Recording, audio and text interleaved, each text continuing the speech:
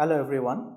So in this lecture we'll start our discussion on molecular reaction dynamics, meaning how reactions happen and what are the dynamics of reactions, how molecules come close together and then they form the products from reactant to product. Now there are two approaches to understand this process. Fundamentally, everything is based on collisions between reactant molecules, but we already covered a great deal of the collision theory, how reactions work in the earlier course, and which can be found in any standard textbook. And briefly, what you do there is you first calculate the number of collisions between say two species A and B per unit time and per unit volume. And then what you do is that those number of collisions will give you reaction, but of course not all collision gives you reaction, because when you collide there is a collision between two molecules. We know that every reaction has an activation barrier, so you have to cross a certain amount of energy, and then you very cleverly insert that concept, introduce that concept that you have to cross this energy barrier in order to the reaction to happen, and then what you do is that you use your collision theory, as well as you use the Maxwell distribution of molecular speed. You convert it to energy distribution, because you have to consider statistical distribution of energies among all these reactant species. And then you can arrive at a formula which we'll discuss briefly when we compare with what we are going to do right now later. So, and that formula satisfactorily explains many gas phase reactions, although it slightly actually always overestimates the actual rate constant that you get from using this formula, and that what you actually get from experiments. Now, to understand how reactions work, what we are going to do is that we actually want a formula of rate constants, how it varies with temperature, and initially, so as I said, there are two approaches. One is the collision based approaches, and the other one which we are going to discuss is based on something which is based on potential energy surfaces. Now, what is potential energy surface and how it is connected to the reaction dynamics, that we are going to discuss. And so first we will understand what is potential energy surface. Now, potential energy surface means, if I suppose have two atoms, let's start with atoms. Suppose if I bring two atoms closer together, so how the potential energy between them is changing if a bond is being formed. And that all of you know that we can form a diatomic molecule, and the molecular potential energy looks like as an anharmonic potential energy surface, which in the close to the ground state you can approximate as a harmonic potential wave. Now, this is how it looks like. So, this is basically, suppose if I have A and B, two molecules, and I am talking about the internuclear separation, meaning let me draw it like this. Suppose this is A atom and this is B atom, and we are talking about this distance, which is known as the internuclear separation. So, separation between the nuclei of these two atoms, which is plotted along which is along this direction, along x axis, and along y axis we are plotting the potential energy as they are brought closer together. Now, we see that the potential energy falls and it goes to a minimum at a critical distance, which we call as Re. So, Re is known as the equilibrium bond distance between these two atoms, which is between the two nuclei of these two atoms. And then if you further push this atom together, what will happen? The electrons in the atoms will try to repel each other, and the potential energy again goes up. So, at this point we say that a bond has been formed between, it's a diatomic molecular potential. But of course, this R equilibrium and the bond length is not always constant at R equilibrium, because the bond always vibrates, as we discussed.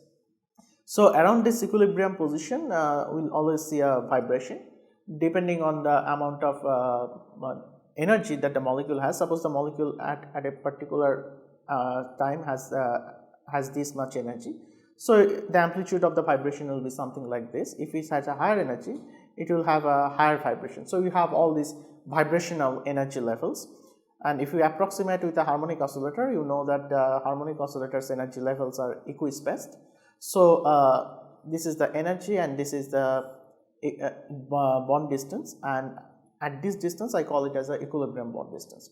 Now here the zero of energy, the way the curve on the left is shown, the zero of energy is choice of zero of energy is very arbitrary. So here it is chosen that when these two atoms are infinitely separated or far apart, there is no interaction between them. At that point, when R is going to infinity, that energy it is chosen to be 0. Now also there is something called dissociation energy. It basically tells you how much energy you have to supply in order to bond for the bond to break. So that is known as dE.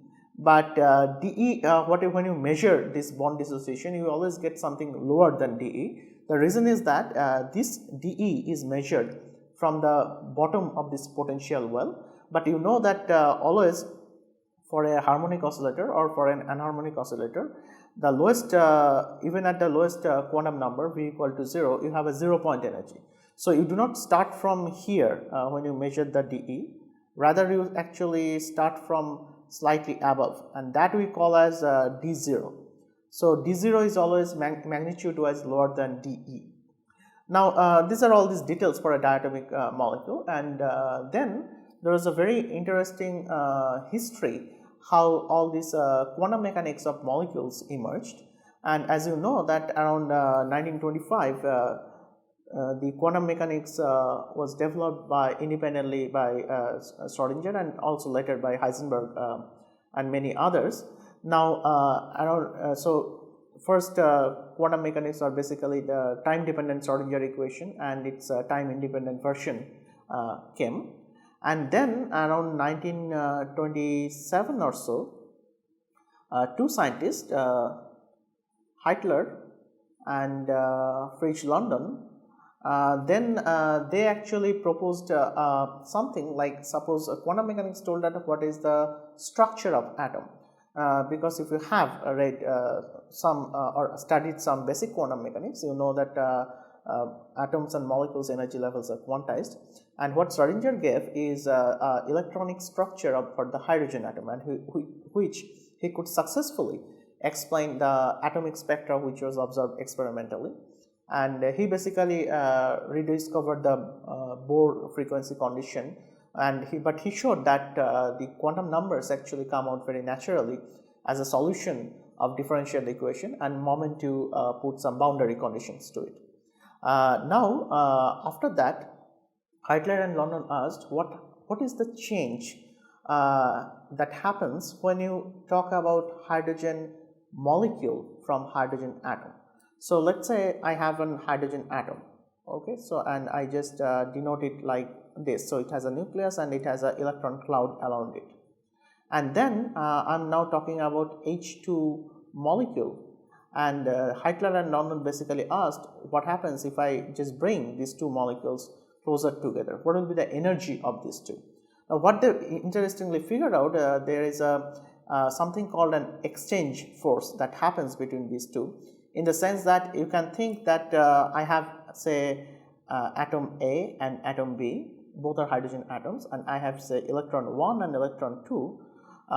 What they showed, actually the total wave function can be written of course as a product of the two individual atoms wave function, and then they showed that okay, I have electron 1 in A and electron 2 in B, but there will be also another contribution that electron, when the bonding is formed, when the bond is formed or the bonding happens, so electron 2 goes to atom A and 1 goes to atom B. So meaning actually they are as if exchanging the electrons, the atoms are exchanging the electrons. So this was their formulation about the total wave function of the molecule.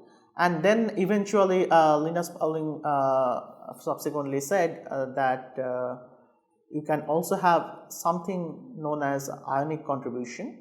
Ionic contribution in the sense the two electrons are in the same atom, meaning suppose if I let's say I'm just writing these C's are basically the coefficients of the wave functions, of the relative amplitude of these wave functions, and suppose I write it as C3 or whatever, and then what I'm saying that both the electrons are basically belong to atom A. You can also think that both the electrons belong to atom B. So in that sense, these two wave functions are called ionic wave functions. So sometimes people write it as a psi covalent plus psi ionic, something like that. And the potential energy for this system will look exactly like what is drawn here. And with this ionic and covalent part of this wave function, or covalent contributions of the wave function, Heitler, London and Pauling very accurately or near accurately discussed, derived the energies and equilibrium bond distance very correctly. So when you actually compare all these theoretical results with experiment, you always compare with two things. You always see what is the RE that you are calculating from your theory and match with your experiment, and the second thing is of course the dissociation energy which you figured out experimentally, what is the bond dissociation energy. Now after that the question was, suppose I have hydrogen atom and from that I constructed hydrogen molecule, and I know how the interatomic potential varies as a function of interatomic distance or internuclear distance. Now the question is, what happens if I actually bring another atom to this system? Meaning now I am talking about a hydrogen atom and then bringing it together towards an hydrogen molecule. Now this is a complicated problem because if you think that if you talk about interatomic potential, now if you have a two particle system, the total number of degrees of freedom will be 6. Now you can think that there will be 3 translational degrees of freedom of the two particle system as a whole. Well, the center of mass of this two particle system moves. There will be some rotational motion, but the rotation does not change the internuclear distance. So there will be two kinds of rotation for a linear because it's a diatomic molecule, it's a linear molecule, and then can be vibration. So there will be 3 translation, 2 linear and 1 vibration, because the total degrees of freedom for a diatomic molecule two particle system is 6. Now there is only 1 vibration, but moment you keep a third molecule together, the total degrees of freedom is 9. Now 3 goes to translation, 3 goes to rotation if it approaches as a nonlinear fashion, like 2 molecules are here and the third molecule is coming like this. But if it is linear, you will still have 2 rotation degrees of freedom. So I'll have 3 translation or 2 rotation, or 3 translation and 3 rotation, and in this case I'll have 3 vibrational degrees of freedom. In this case I'll have 4 vibrational degrees of freedom. So the number of degrees of freedom going to this interatomic thing which is connected to the vibration is actually increasing from 1 to 3 or 4 depending on what fashion you are bringing this third atom to this diatomic system. Now the question was, if I bring it, even if I bring it like in a collinear fashion, how the potential is going to change? And that was a question that Fridge London asked, I think sometime back in 1930s or so. And then it was a very interesting, there is a very interesting story, and there was a conference to honor Arnold Sommerfeld, who actually was an atomic physicist and who contributed a lot in our understanding towards atomic structure. And in that evening talk, Fridge London actually gave this proposal or asked this open question, left this open question, that what will be the potential energy diagram for a 3 particle system or 3 atomic system. And around in the sometime later, so 2 scientists, Henry Eyring and Michael Polanyi,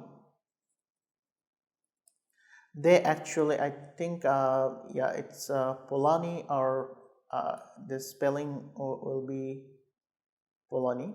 I'll just check and update in the note, in the accompanied notebook. So Henry Eyring and Michael Polanyi, so they actually came up with the idea of the potential energy surfaces, which together is known as London Eyring Polanyi surface, or LEP surface. Now the question is, what is how the potential energy surface will look like? Now you can think of this potential energy surface very interestingly. Now on the left I have actually shown you how the potential energy surface look like, but let us try to understand from where it came from. Now think about it. Fundamental to our understanding is the diatomic potential, and already we know that that potential will look like something like this if I vary the distance between A and B. Say A and B are my two molecules, something like that.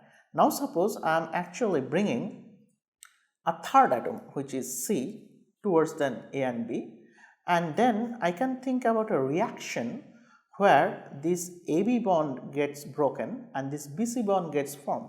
So I am talking about atom diatom reaction in a collinear fashion. So what are the examples? You can think about like this: two hydrogen atoms are there, and then one hydrogen atom is coming, and then you are forming another hydrogen molecule and hydrogen atom. Now if you see look at this reaction, it looks that as if there is nothing has happened, because it was H2 plus H and you are getting H2 plus H again. But this is very different, because if you label these atoms, it was A, this was B, and this was C. Now what happened is that you sorry, in this case we'll have the, instead of this BC bond, here actually you will have BC plus A, because the A bond is breaking. And then if you think, if you can label the hydrogen atoms, it will be something like HBC and HA, because the HA-HB bond is getting broken. So this is also a reaction, although apparently it doesn't look like a reaction, because it is H plus H2 giving you exactly the same thing, H2 plus H. Now the interesting thing is that so we are saying that there is already a diatomic molecule, and then another molecule, another atom is approaching, so that they form a bond. Now for this molecule AB, I will have a diatomic potential like this. For this molecule BC also, I will have a diatomic potential like this. And what we are going to do right now is to plot the potential energies along two different axes, meaning I will have two different axes. On one axis I will just plot the AB distance, and in the other axis I will plot the BC distance. Now this is how we are going to draw it. So we are going to draw the same diagram, but there are a few things that I want to discuss, so that's why I am redrawing it, just to make sure that the concepts are clear. And let us just try to draw it. First let us say that okay, so we can draw it like this. You can first draw an hexagon like this, okay, and then let us draw a surface like this.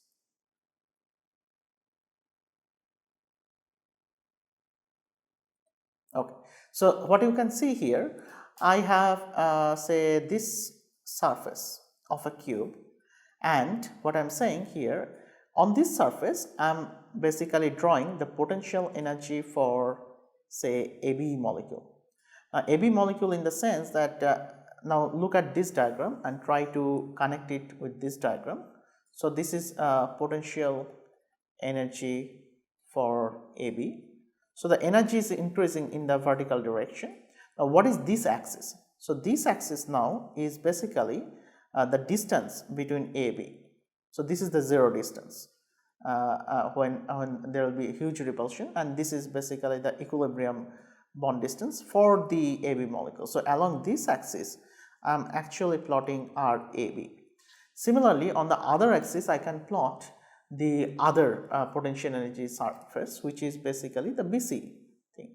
And suppose the BC also has some, it's a similar potential energy, something like this. So along this direction, I am plotting RBC. So the parallel to this is this. So I can say that this is basically showing you the BC bond vibrations. And then you can say that, okay, fine, how the potential energy looks like when I am in between. Now you see the drawing on your left, which is a more accurate or more more picturesque drawing, and what it shows is that I have a potential energy like this for the BC vibration, and I have a potential energy like this, which is a diatomic potential, which is the AB vibration, and together suppose there is actually a surface when I am varying RAB and RBC together. Okay, but now this is a collinear reaction, so that's why we are talking about only two distances. It is something like ABC, so it's suppose C is at the middle. Either you can vary this guy AB, and you can vary this thing. Now when you reach at this point, which is at this point, you can think that here along this RAB, the bond has basically dissociated, where actually I am here. So it's a potential minimum, and then it goes towards the right. So at a very asymptotic distance, you can see that it is basically A plus B isolated. But if you follow the BC bond vibration, according to that, this bond corresponds to B plus C, because the BC bond has totally dissociated. So here this point on this energy surface is known as basically three isolated atoms together. We can have a better picture in here. So here actually instead of H plus H2, they actually reacted with something like F plus H2. This is not a symmetric reaction like H plus H2. This is a kind of asymmetric collinear atom and diatomic reaction, but it is still collinear atom, which is fluorine atom, and diatomic molecule, which is H2, that kind of reaction. And of course the potential energy will be slightly different, because as you can see that HF has a much deep potential energy than basically H2. Okay, so it's kind of asymmetric, there is asymmetry in the picture, but the picture is the same. Now the question is, the question Eyring and Polanyi was asking after they had basically came up with the idea of potential energy surface. I'm still not okay with the spelling. So then they asked this question, okay fine, what is the path followed when this reaction happens, this kind of reaction, or in any general, when this kind of reaction happen? I have initially probably started with AB, so I have AB plus C, and how I am getting this reaction. So during the course of the reaction, what happens? Now you can think I can actually break the AB bond completely, so that I have A plus B plus C, and then I can actually join the BC together. So the path will be something like that. I was here, and then I come to here, and then I come to here at this point, where actually I have A plus B plus C. In this case it is F plus H, and then again I form a molecule here. Let us actually show it on the other diagram. So one path could be like this, and then going to the other way. So we are actually talking about AB to BC reaction. So we actually start from here, and then we go from here, and then we end up in here. So we are starting from the AB well, and then going to the BC well through intermediate, where actually you dissociated all the atoms together. So basically you had A plus B plus C. But this will be very much energetically unfavorable, because as you can see here on the potential energy surface, you could actually use some other alternate path where the energy is not so high, because as you can see this is a very high energy. What we could alternately do, and what Eyring and Polanyi argued, is that you could actually follow a path which is much less in energy, and then you could actually go from this portion, say this was our starting point, to this portion of this surface.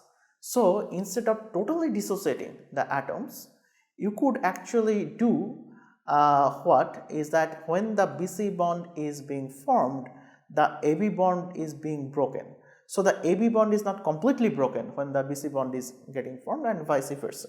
So what they said, that this path that going to A, B, C, it doesn't occur because actually it's a very highly energetic path. Rather what you have is that you have a kind of intermediate, although we will make a distinction that it's not an intermediate.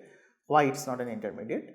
You have formed something like A, B, C kind of adduct, where neither the AB bond is broken completely nor the BC bond has formed completely. So it is partially broken AB bond and partially broken BC bond, and then you eventually break the AB bond and form the BC bond, and that structure lies somewhere here, which is shown like HHF here, but we'll use a kind of dotted thing here because it's not exactly HHF, H bonded to, because it's not it's a loose bonding or loose interaction.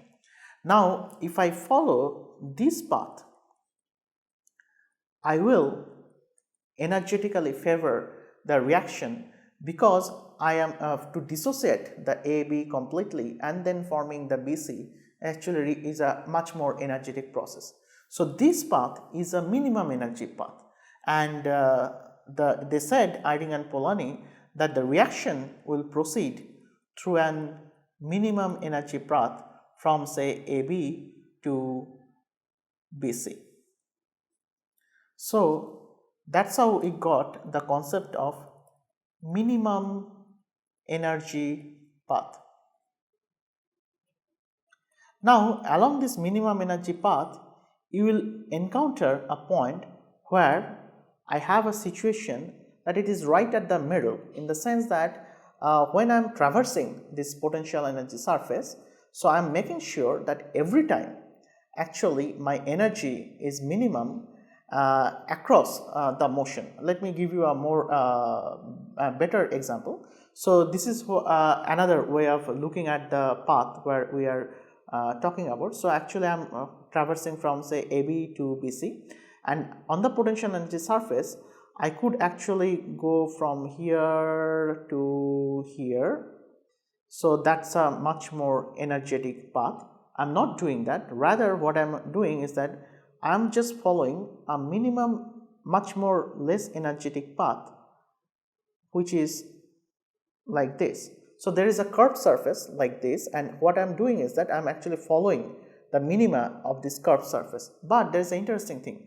When you go along this curved surface, suppose I am drawing it once again, suppose this is the surface, what you see here is that minima, in the sense that at any point if you look around, you will see that you are sitting at the minima in the potential energy in the other direction. Other direction means along this direction, along say I am moving in this direction, but in the other direction I will always see that I am sitting at the minima of the potential energy surface.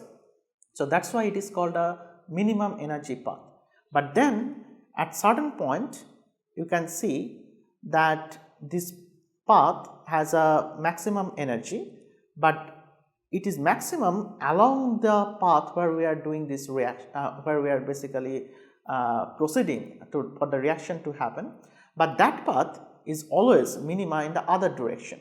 So this means this is a surface, you can think of like this. You take a tube, suppose I take a tube, something like that. Now I am saying that you cut the tube along this length, you just cut it into a half like this, and what will look like is something like this. What will be left to it? So you have a tube and then you cut it, and then what I am saying, now you bend the tube. So if you bend the tube, now it will look like something like this. Let me first draw it. So it will be like this. Now you see that if I now move along this tube, what I am seeing here is that at every point I am at the minima, because I am actually following this bottom of the tube. But now since I have bent it, actually I am going through a maxima along my direction of movement. So it is minima in the sense that you are at the bottom of the tube, because the tube has a surface like this. So this is the surface, and you are always at the minima of with respect to that energy in that direction. But then I bend the tube and I am saying that I am going like this. So you will hit a point where actually you are maxima along your direction of movement, but you are at the maximum, but you are at the minimum along the other direction. Now this point is known as a saddle point. Saddle means actually if you have seen horse riding competition or something like that, you will see that there is a beautiful structure on the surface of the on top of the horse. So it's a sitting arrangement so that actually the rider doesn't fall. So basically you will have an arrangement like this, so that somebody who is actually riding the horse will not fall, because his or her legs will be on the two sides of the horse. You will have a structure like this, so that the legs are actually on two sides. But when you are moving along the length of the horse, you also have a curved surface which is like this, so that you do not move horizontally. So we have a better picture here. So this is known as a saddle. So the reaction when it happens, it is something like this. I was in AB and I am following a path like this, and then I see that at every point I am at the minima, in the sense that it is just in a similar analogy like that curved tube. There is a curved surface and I am going through the minima of the curved surface, but then I am reaching at a point where I see that I am maxima along this dotted line, but I am at a minimum along this solid horizontal line. So that is what we actually, when you drew these potential energy surfaces, or let us say the activation energy, we said that we need a minimum energy, and we always draw this path. So this path is the minimum energy path, but you have to always remember that in all of the direction you were actually at a minimum position, and then you reach to a point where you are maximum along your direction. This is the direction of motion, but every time you are at the minima of this surface of this in any other direction. So in our tube analogy, the tube is bent like this, something like that.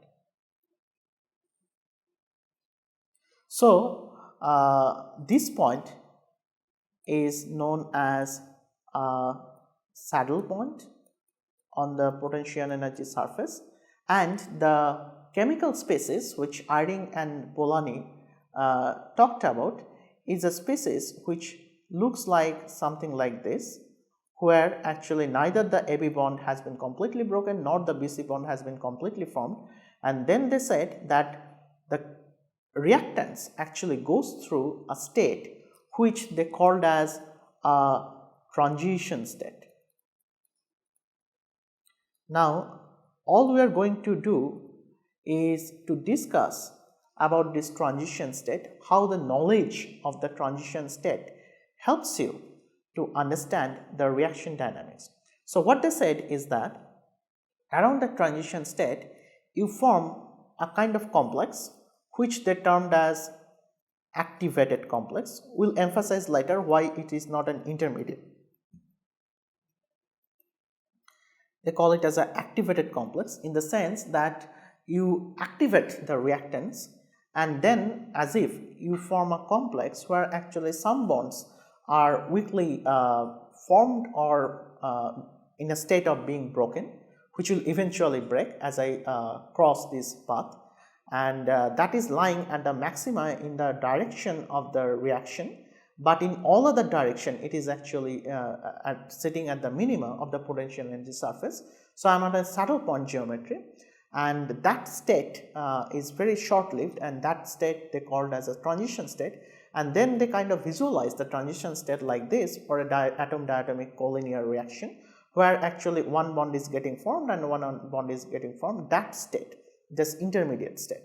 And then they said that I can actually calculate this rate constant, which actually Arrhenius found empirically through a series of experiments, that this is the expression for the rate constant.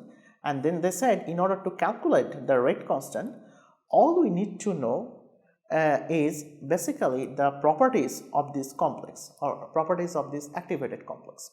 Because there are, as I said, there are two ways you can actually solve the entire process or the dynamics of the entire process by something known as collision theory, and then you can also do it by this theory, which is known as transition state theory.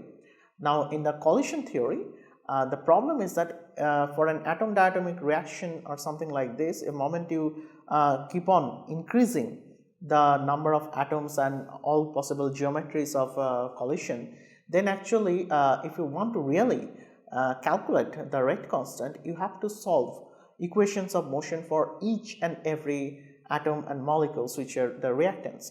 Now, that is a very tedious job, because you can do classical mechanics, you can use quantum mechanics, but whatever you use, your complexity is still the same, because it is a huge number of atoms and molecules you are dealing with, and the trajectories you are dealing with. So, rather what you can do is that you can actually think about a potential energy surface, and you can go to a particular point in the potential energy surface.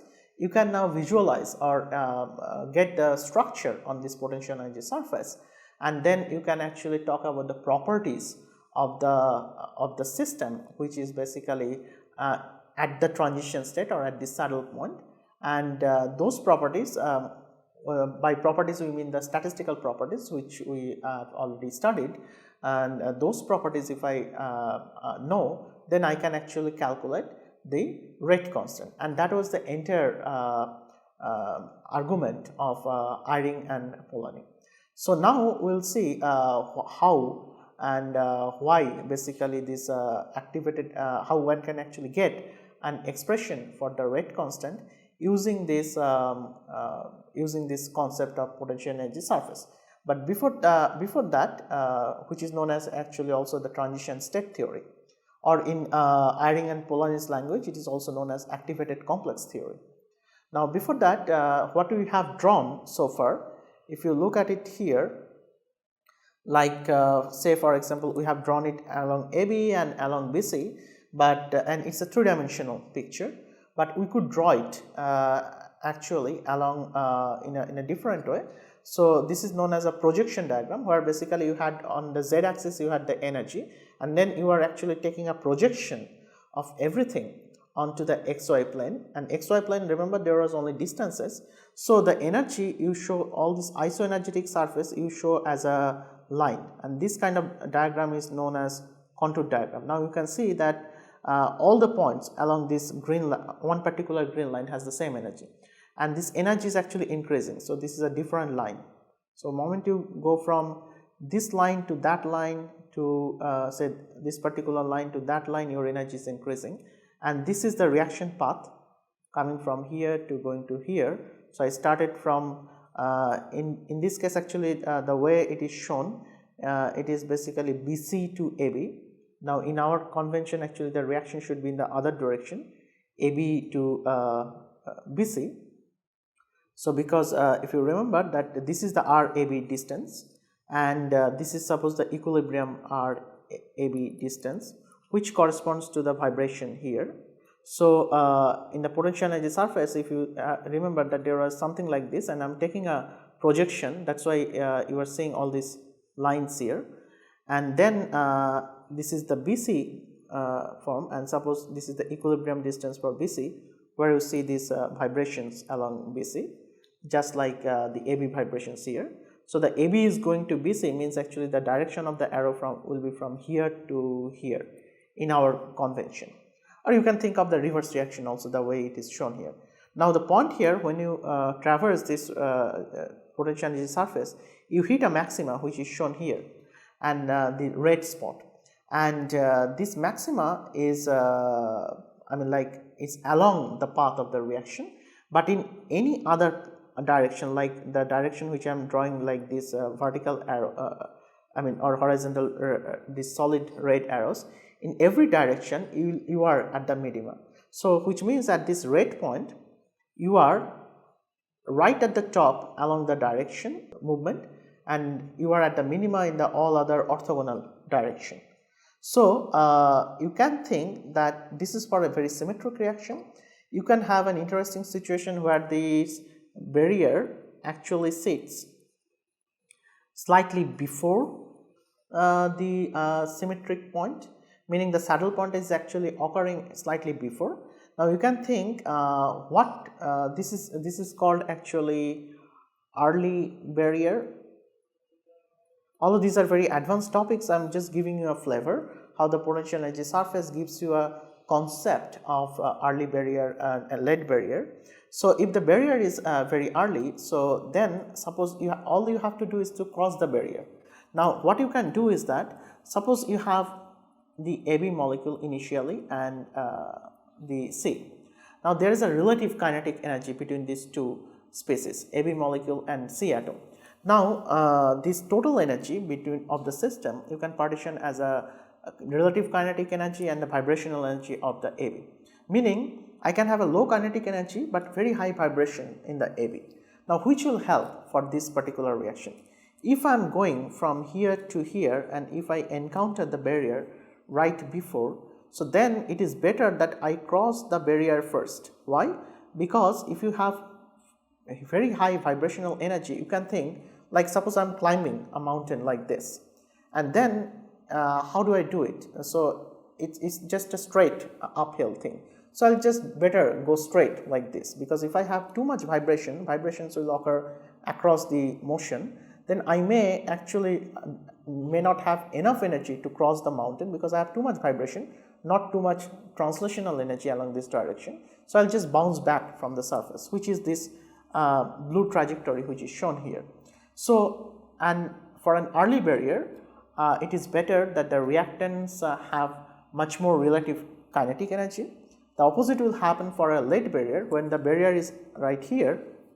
So there actually what you are saying is that you are crossing the barrier, you are crossing the midpoint, but then you encounter the saddle point, and this is very interesting. If you have a high kinetic energy, what can happen is that the barrier is here. So basically you have to take a curved thing because your barrier is not at straight. You have to go like this and then you will hit the barrier. So how do you do that? One thing is that if you go straight with a very high kinetic energy, you might actually hit the wall and come back because you have to go towards left to cross the barrier. So what you can do, if you come initially with a very high vibration, then after crossing this thing, you can actually convert this vibrational energy into a translational energy. So this type of barrier is known as late barrier, and for a late barrier reaction, it is better that the reactants initially have higher vibrational energy than a higher kinetic energy. But these are all the details which will not go further. Our aim is very different. Our aim is to use this potential energy surface concept to understand how reactions occur. We started with the diatomic potential, and where we said that the potential energy varies some enharmonically like this, and where you can think the atoms are totally dissociated, and here you can see for a minimum energy at the equilibrium bond length you can have a diatomic potential like this. Next we said that if we have three bodies together, like AB is varying, also simultaneously I am varying BC, and then I said that okay, so the potential energy now for a two body system, as you see, it's just a line, it's a linear potential.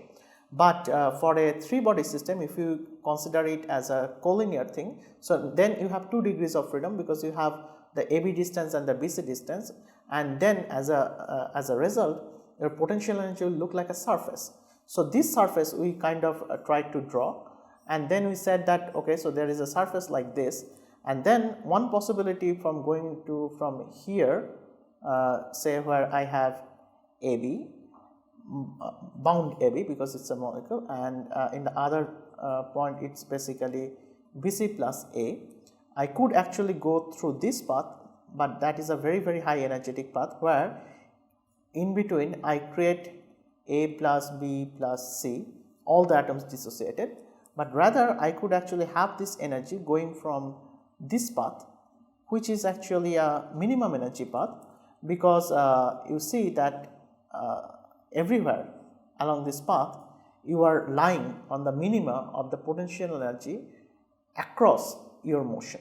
So again, the tube analogy is a much better analogy. You can think of it like I have a tube, and then I cut the tube and I bend the tube, and then you can actually try to visualize the reaction path. So what we will do is that we will give you a video demonstration of this tube surface, so that actually you can get a better idea of the potential energy surfaces. And so the next task we are left with is to understand how one can calculate the statistical properties of this complex, which is the activated complex, and using those statistical properties how one can calculate the rate constant for the reaction, let us say AB plus C going to A plus BC. So it is atom diatom kind of reaction, and how one can get an understanding of this thing. And moment we know how to do it, we will try to actually solve a problem, very simple problem, and try to actually compare this with the collision theory. Now if we go back and have a look at the rate constant one obtained from the collision theory, you will see that it is written something like pi B max squared, where suppose if I have two molecules A and B, suppose this is B, this is A, and now I am talking about say collision, I am just changing the notation right now. This all we said atom diatom reaction, but now I am talking about even simpler thing, reaction between say two atoms, A and B, something like that, or two molecules, does not matter. So the B max is defined as this parameter, which is basically the addition of their radius. So that is B max, and then it will be multiplied by their relative velocities, and relative velocity, the expression which is obtained from Maxwell-Boltzmann distribution of molecular speed is this 8 kBt by pi mu, where mu is the reduced mass of the system, and times you will have a Boltzmann kind of factor, which is e to the power minus epsilon star by kBt, where epsilon star is the minimum energy that the collision should have to cross this barrier. You can actually have look at the derivation which is done in the earlier course. You will get the YouTube videos, or you can actually have it in your standard textbook also. Sometimes this is called as the collisional cross section, the total collisional cross section, and this is, as we said, it is basically the relative average velocity, and this is the Boltzmann factor. So if we have an expression, so this is from the collision theory, so I am just saying it is rate constant obtained from collision theory, and then we will see what is the rate constant obtained from the transition state theory, and these two should be should give me the same results. So we'll try to solve a problem where actually we'll get similar results. We should get the collision theory expression for a reaction where actually say two molecules are colliding and giving you something. Now when I say it's a two molecule, it can be atom and diatom also. So A and B notation is just arbitrary, don't get confused with this AB plus C notation and the A plus B notation. So our AB in the old notation is basically A in the new notation, something like that. So we'll just try to solve it once we get to know what is the expression for K, or what is the expression for the K transition state theory, and use this expression to calculate bimolecular reaction rate constants. Thank you.